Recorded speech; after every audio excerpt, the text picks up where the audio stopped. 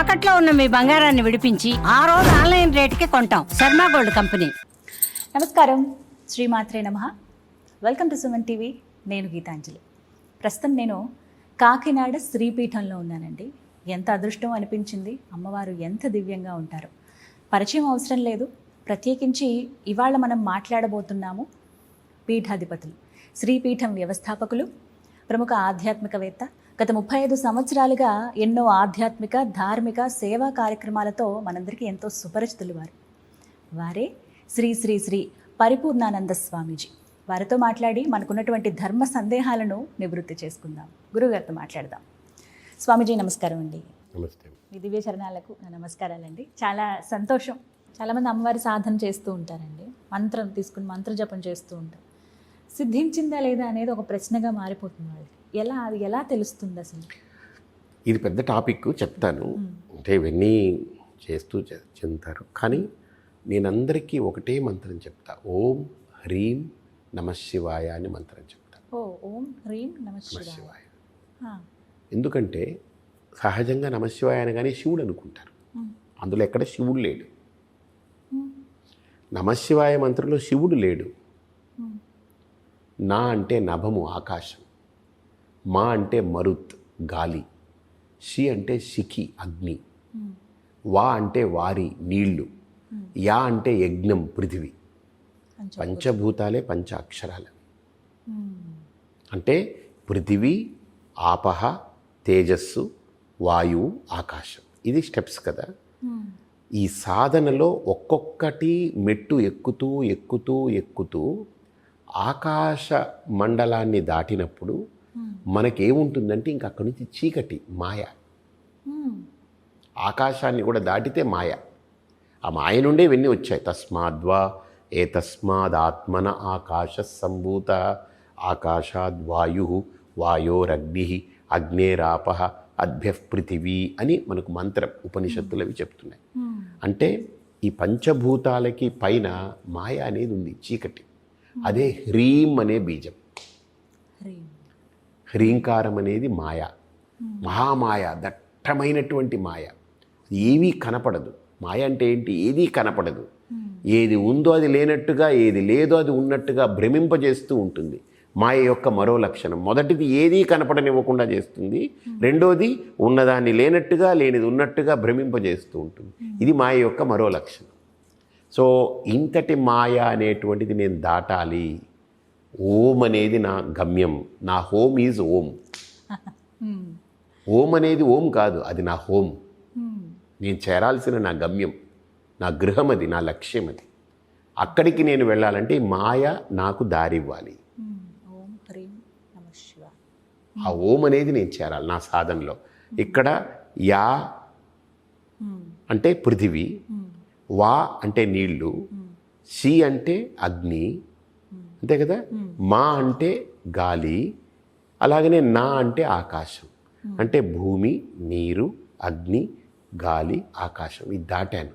దాటిన తర్వాత మాయ, చిమ్మ చీకటి మాయ, ఏవేవో భ్రమలు. చీకటి, భ్రమ, ఇది రెండు నడుస్తూ ఉన్నాయి. ఈ రెండు నాకు దారి వదలాలి. అప్పుడే ఆ మాయ యొక్క అనుగ్రహం నాకు లభించినట్లు. ఆ మాయ నాకు దారి విడిస్తే నేను ఆ ఓం అనేటువంటి ఆ ప్రణవ స్వరూపమైన ఆ దివ్యమైన తత్వాన్ని చేరుకుంటా. ఇది సాధన మంత్రం. ఇది అవన్నీ భక్తితో కూడుకున్నటువంటి పౌరాణికంగా ఇంకో రకంగా అవన్నీ. ఓం నమో నారాయణాయ, ఓం నమో భగవతే వాసుదేవాయ, ఓం ఐం హ్రీం శ్రీం శ్రీమాత్రే నమః. ఇవన్నీ మంత్రాలు, కానీ ఇది సాధనాభూతమైన మంత్రం. ఇది ఒక సాధకుడిది. ఇది నిరంతరం మనం అలా చేస్తూ ఉంటే పంచభూతాల్ని దాటి, మాయను దాటి ఆ ప్రణవ స్వరూపమైన ఆ దివ్యత్వం దగ్గరికి చేరుతాం. ఇది నేను చేసే సాధన. నేను ఎవరికైనా ఇచ్చేది. ఓపెన్గా మీకు చెప్పానుగా, ఇప్పుడు ఏం దాచిపెట్టక్కర్లే. అంటే గురుముఖంగా నేర్చుకోవాలి. ఏదైనా కూడా అలా ముఖంగా నేర్చుకోవాలి. గురువు ద్వారా ఈ అర్థం తెలుసుకోవాలి. ఇది అంత ఈజీగా వెళ్ళిపోయేది కాదు. బట్ దీనికి స్టెప్స్ ఉంటాయి. కానీ చెప్పొచ్చు, ఇది తప్పేం కాదు. ఇలా ఓపెన్గా చెప్పుకోవచ్చు. సాధనకు పనికి వచ్చేది కదా. ఎవరైనా చేసుకోవచ్చు అండి. మనిషి అన్నవాడు ఉండాలి, మనస్సు ఉండాలి వాడికి. వాడు మనిషి అయి ఉండాలి, మనస్సు ఉండాలి, చేసుకోవచ్చు ప్రశాంతంగా. ఖచ్చితంగా మార్పు అనేది చూస్తాం కదా. చాలా చాలా ఉత్కృష్టమైనటువంటి మార్పు ఉంటుంది. సాధన ఇది. మార్గంలో నడవాలి, ముందుగా ఆ సంకల్పం తీసుకోవాలి. అలాంటి ఆలోచనలు ఉంటేనే ఏదైనా సాధ్యమవుతాయి. ప్రస్తుతం పిల్లల నడవడిక మీద ఒక చిన్న సలహా కావాలి స్వామి. ఎందుకంటే పెంచే విధానం సరిగ్గా ఉండాలి అనేది ఒక మాట అనేస్తూ ఉంటారు. పిల్లలు కానీ ఎవరైనా తప్పు చేస్తే మీ ఇంట్లో ఇలానే పెంచారా, మీ అమ్మ నాన్న నీకు ఇదే నేర్పించారా అని వెంటనే ఒక మాట అంట. నిజంగా వాళ్ళ నడవడిక కానీ పేరెంట్స్ బాధ్యత ఏంటి, పిల్లల్ని ఎలా పెంచాలి అసలు? ఫండమెంటలీ ఎవరైనా సరే నా దృష్టిలో పెళ్ళికి ముందు అమ్మాయి అబ్బాయి ఇద్దరు కూడా గురుకుల వాసం చేసి గురువు ద్వారా అమ్మాయి భార్య అవుతుంది, అబ్బాయి భర్త అవుతాడు కదా. అసలు ఆ రోల్స్ ఏంటి, వాళ్ళ బాధ్యతలు ఏంటి, ముందు వాళ్ళకి ఎడ్యుకేట్ చేయాలి. అర్థమైందా? పిల్లల మాట తర్వాత సంగతి. ముందు అసలు ఒక భార్యగా నీ బాధ్యత ఏంటి, భర్తగా నీ బాధ్యత ఏంటి, ఎందుకు మీరిద్దరు పెళ్లి చేసుకోవాలి, పెళ్ళి అనేటువంటి బంధం ఏంటి, అసలు దాని మీద అవగాహన కల్పించి వాళ్ళకి ఆ బాధ్యతలు తెలియచెప్పి దాంట్లో ఉండే గొప్పతనాన్ని చెప్పగలగాలి. ఆ తర్వాత నువ్వు అమ్మ అవుతావు, ఆయన నాన్న అవుతారు. అందుకని పెళ్ళి అయిన రోజే అమ్మ నాన్న అవ్వరుగా. పెళ్ళి అయిన రోజు వాళ్ళిద్దరు భార్యాభర్తలు అవుతారు, దంపతులు అవుతారు. అసలు ఆ దాంపత్యము వృద్ధి చెందితే, దాంపత్యము సుఖంగా ఉంటే ఆ దంపతుల వల్ల కలిగిన సంతానము కూడా అద్భుతంగా ఉంటుంది. అసలు ఆ దాంపత్యంలోనే వాళ్ళకి అవగాహన లేకపోతే, దురవగాహన ఉంటే ఆ సంతతిలో కూడా ఆ దురవగాహన కంటిన్యూ అవుతుంటుంది, ఆ సంస్కారం.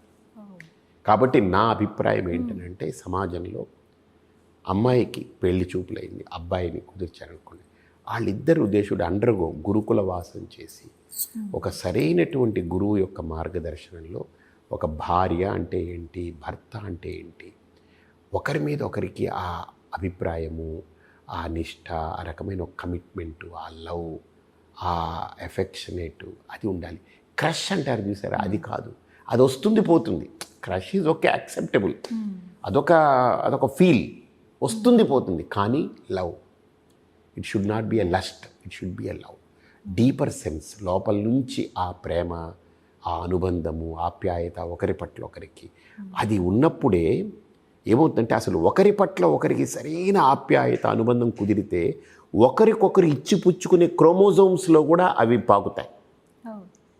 ఈయన విడుదల చేసే క్రోమోజోము, ఆవిడ విడుదల చేసే క్రోమోజోము, రెండు కణాల్లో ఈ ఇద్దరి తాలూకా అనుబంధాలు, ఆప్యాయతలు, అనురాగాలు, ప్రేమ, అవగాహన, ఇచ్చిపుచ్చుకోవడము, ఒకరి కోసం ఒకళ్ళు అన్నటువంటి భావాలు, సంస్కారాలన్నీ ఈ రెండిట్లో కలిసి ఇది ఏకకణమై వాళ్ళ ప్రతీకగా బయటకు వస్తుంది.